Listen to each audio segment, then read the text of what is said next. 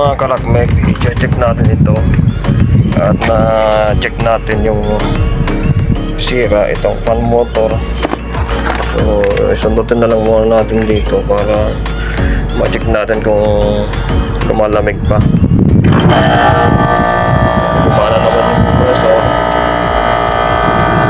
Check lang natin. Check natin dito. Malamig naman. Bali dalawa ito. I-check din natin itong isa. Yan, okay naman, may voltahe naman dito. Hindi gumagana yung kanyang fan motor din to.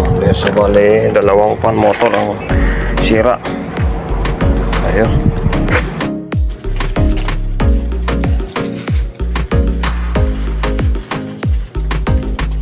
This is our copy.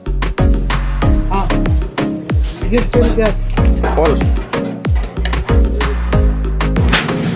So yun mga karakmek, na-install na natin yung bagong cooling fan motor. Ito kasi bago na yan. Ito yung luma, dalawa. At na Deadpool, yan dalawa. Dalawang fan motor. Ito yung isa, saka yung isang unit na yun. Yan. So antayin na lang natin guys, pina-on na natin sa loob sa kanyang thermostat.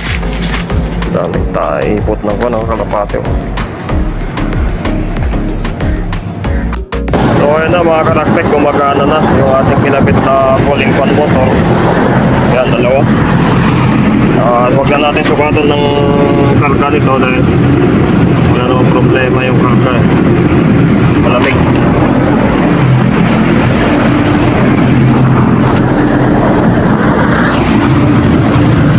Ayan, malamig naman. Oh, may itlog pa oh. Dalawa, may isa lang kanina tayo.